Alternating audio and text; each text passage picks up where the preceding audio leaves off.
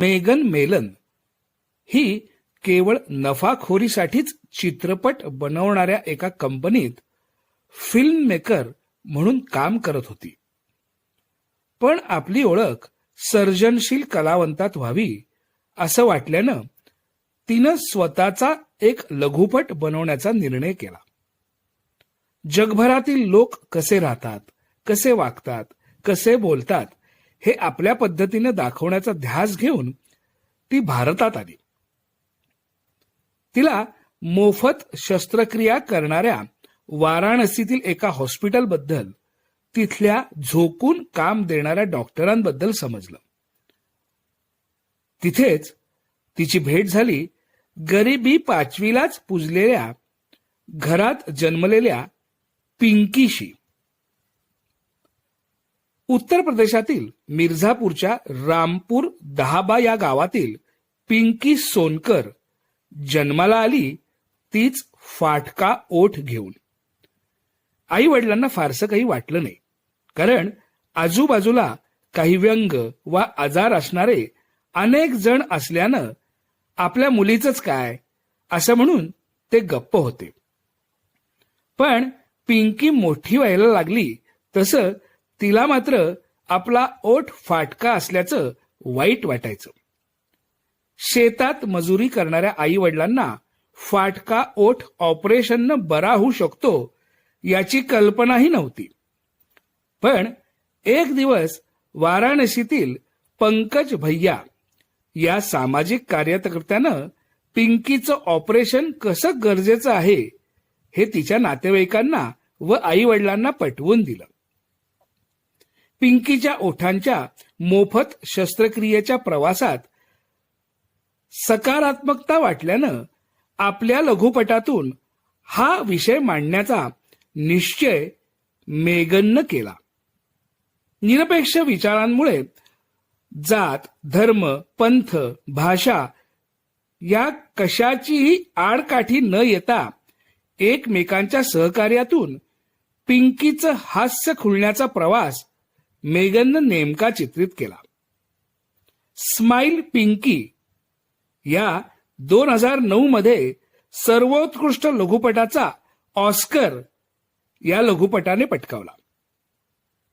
अस्सल भारतीय असलेली ही पिंकीची प्रेरक कथा जगभरात नावाजली गेली.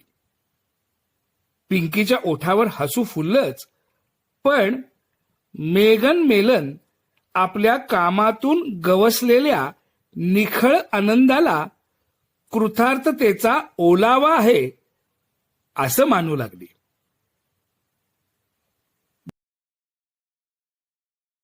गावातील मोठं शेत, शेतातील घर, घरापुढील अंगणात बहरलेले वृक्ष. बारामतीतील अशा घरात सुषमाचं बालपण बहरलं. या वातावरणानं, घरातील संस्कारानं तिला समृद्ध केलं. वयाच्या 19व्या वर्षी राज्य नाट्य स्पर्धेतील अभिनय पाहून मैत्रिणींनी नाटकात काम करण्याचा आग्रह तिला केला. त्यातून रक्तपुष्प या नाटकातील भूमिकेनं तिला प्रसिद्धीही मिळवून दिली. पुण्यात पत्रकारिता करताना तिची वाचनाची आवड वाढत गेली. अशातच संसार सुरू झाला.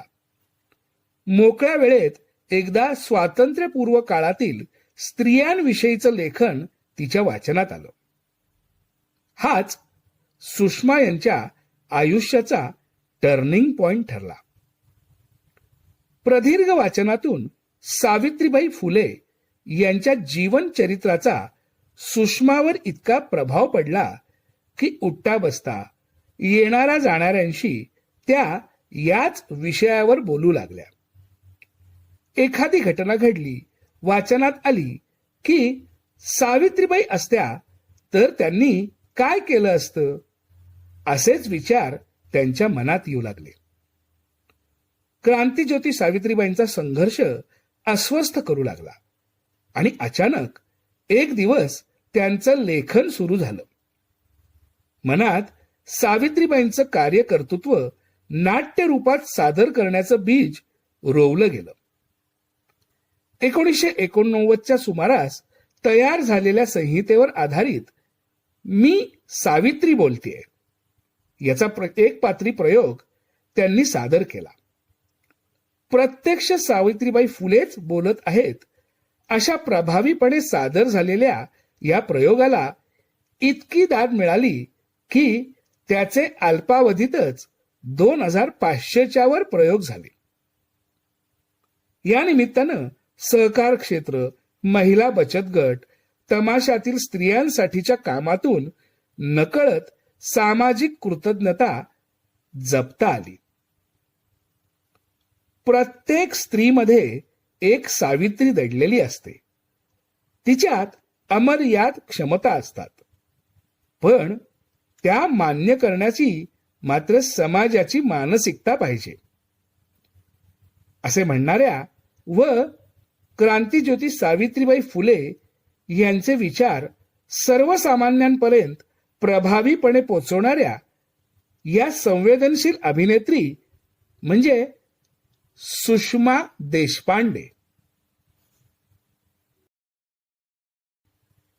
इव्हा होन्त्रे लिंडा मादे ही मोरास असे भले मोठे नाव असलेल्या तिचा जन्म स्वित्झर्लंडमध्ये झाला. आई रशियन व पिता हंगेरियन. लहानपणापासूनच तिला भारताचे व भारतीय गोष्टींचे आकर्षण होते. तिची 1929 मध्ये चार्गोनिक्स येथे सिख रेजिमेंट मधील विक्रम खानोलकर या सैनिकी तरुणाशी गाठ पडली. खानोलकरांशी 1932 मध्ये विवाह करून त्या भारतात आल्या. भारताचे आकर्षण होतेच, त्यामुळे इथल्या चालीरीती त्यांनी लगेच आत्मसात केल्या आणि भारतीय संस्कृतीला साजेसे सावित्री असे स्वतःचे नामकरण केले. हिंदू तत्वज्ञानाच्या विलक्षण कुतूहलातून हिंदी, संस्कृत याचा अभ्यास पाटणा विद्यापीठातून केला.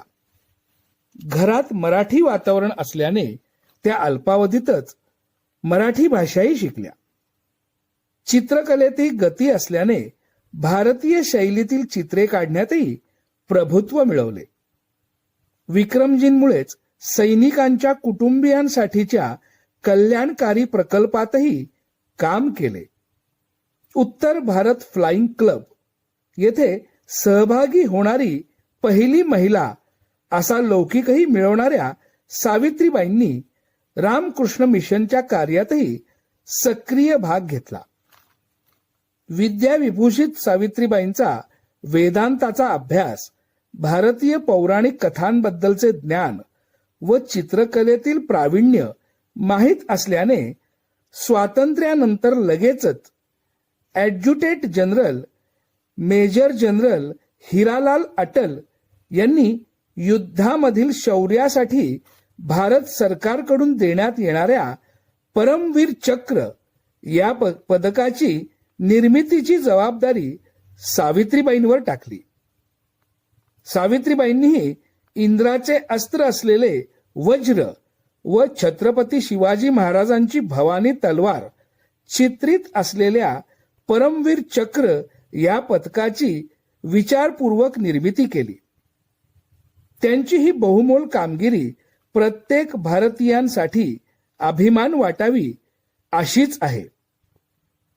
देशाची प्रतिमा व नाव उज्ज्वल करणारे कोणतेही कार्य उत्तमच असते, हे सावित्री खानोलकरांनी आपल्या कृतीतून सिद्ध केले.